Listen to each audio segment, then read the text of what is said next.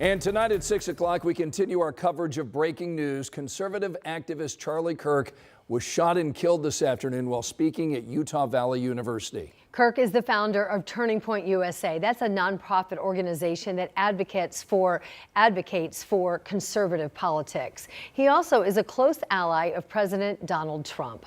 Our Ashton Hackman has been following the story ever since it broke this afternoon. He joins us now live in studio with the very latest on what he's learned. Ashton. Well, President Trump was first to announce Kirk's death earlier this afternoon, saying on Truth Social, quote, "He was loved and admired by all, especially me, and now he is no longer with us," end quote. This shooting happened at Utah Valley University, a college campus south of Salt Lake City.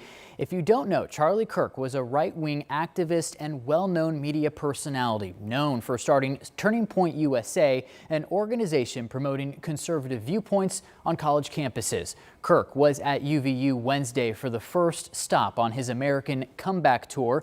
A spokesperson for Turning Point said in a statement later this afternoon Kirk was murdered during the event. As you can see, the event area has since cleared out. Now, right now, police say a suspect is not in custody. Of course, something Nightly will follow later tonight. Here's a statement we are getting from politicians on both sides, including here in Indiana. This is from Senator Todd Young, posting on X, quote, "This is a dark day for America. Political violence is abhorrent and unacceptable. We must come together and ensure such actions have no place in our country." Senator Jim Banks also reacting, writing, quote, "Charlie Kirk was one of the most influential leaders in the conservative movement. He was a warrior and a friend. There is no place for political violence in the United States of America," end quote. That was just part of Banks' statement. You can read his full statement and reaction from other Indiana lawmakers right now on WTHR.com. Ashton, thank you. Of course, this is a developing story, and we'll be following for updates, also monitoring for any press conferences or updates that might be developing. And we will bring you not only on this newscast here at 11, and of course on all WTHR platforms. Also, NBC Nightly News tonight at 6:30 with Tom Yamas will have the very latest. And now to a developing story out of Lawrence tonight, where a man is in critical condition after a shooting involving Lawrence police. This happened just after 1 o'clock this afternoon. Our Brandon Schaff heard the word and rushed to the scene and joins us now live with what he's learned there on the northeast side. Brandon. Yeah, good evening, Anne Marie and Scott. This is Red Rock Road here in Lawrence, and the scene of where this happened is right behind me. Still an active scene hours after this happened. I'll step out of the shot here so you can take a look at it for yourself. The crime lab arrived here a little before our 4 o'clock live hit out here, and we've seen neighbors, we've seen kids getting dropped off from school. This is a really well-populated area over here. A lot of people have been coming home, coming back from school, and observing this house, which has been taped off and which the crime lab has been going in and out of. Well, let's show you some of the pictures from earlier today when this happened around 1:20 p.m. in the afternoon. Lawrence police responding to a disturbance call after a caretaker had been assaulted inside that home. When police got there, a man charged at them with a knife. He was shot and transported to the hospital in critical condition. Police saying that no officers were injured and the area is safe. And that is an important note since, as I mentioned, we saw those kids getting dropped off from school this afternoon right nearby. I spoke with police about the moment that they confronted the man who had the knife and with a mother who was waiting to take her son home after he was dropped off from school.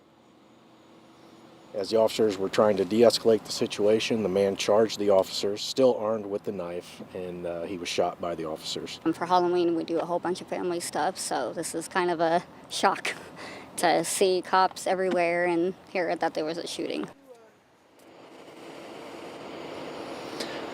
And as you heard there, you know, this is usually a really quiet neighborhood, very surprising and shocking for something like this to happen in an area where there are a lot of families around here.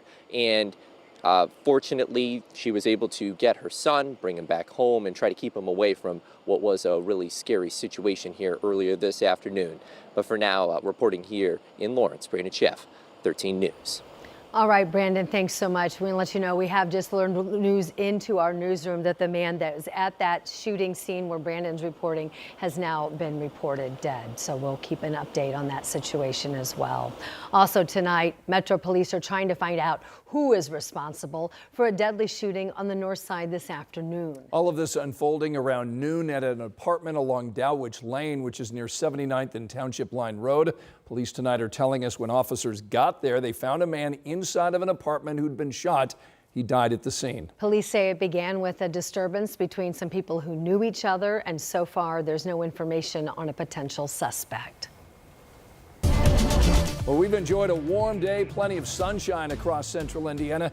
And if you do like summer weather, you're going to love this forecast. Angela's tracking some 80s and 90s, huh? Yeah, some more days out there for people who might have a pool and want to try it out one more time. Right. Yes, or if you haven't put the boat away and you've got one of those, yes, we've got some summer-like weather coming our way, 80s and 90s. Wow. We're back to counting 90-degree days, especially as we get into the end of the weekend and early next week. Right now, temperatures are running about 5 degrees warmer from this time yesterday, so the warm-up continues. We're up 5 in Indianapolis, Greencastle, up 6 Monticello, Lafayette, and Bloomington, and up 4 in Richmond. That puts temperatures in the upper 70s and low 80s. Richmond coming in at 79. We have 83 Muncie, currently 79 degrees in Indianapolis, 82 Bloomington, and 81 degrees in Columbus. Your evening forecast, a mainly clear sky, upper 70s and low 80s for the next several hours.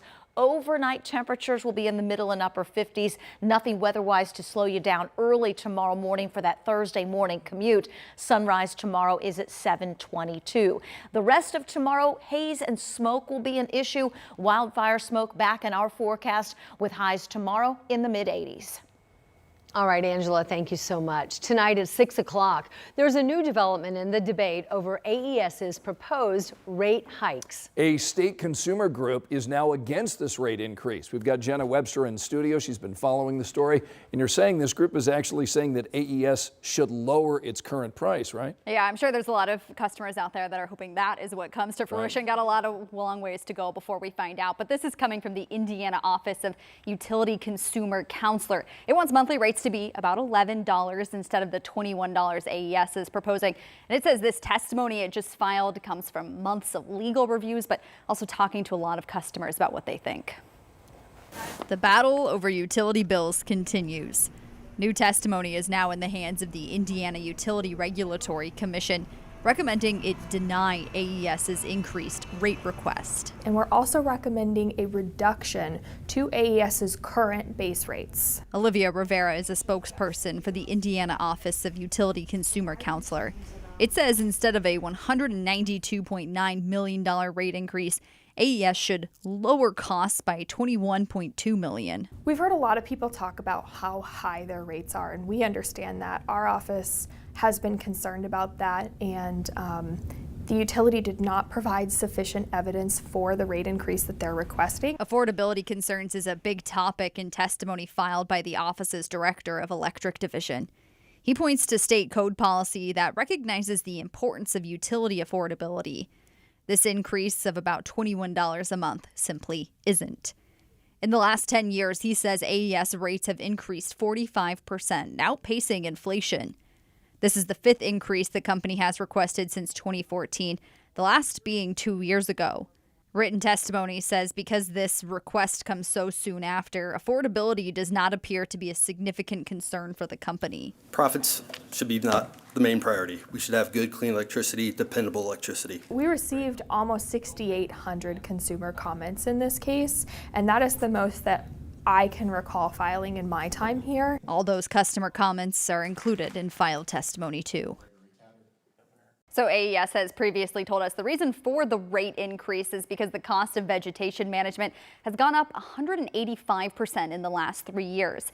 In a statement today, the company says it plans to file its rebuttal testimony next month. That's ahead of a November hearing with the IURC and consumer advocates. But of course, we won't know a final decision on this rate increase request until the spring. Until that happens, we'll continue to follow it. Jenna Webster, thanks so much. Still to come for you tonight, a new pilot program is designed to clean up the sidewalks here in downtown Indy. INDOT wants feedback on potential changes to the interstates all across the city.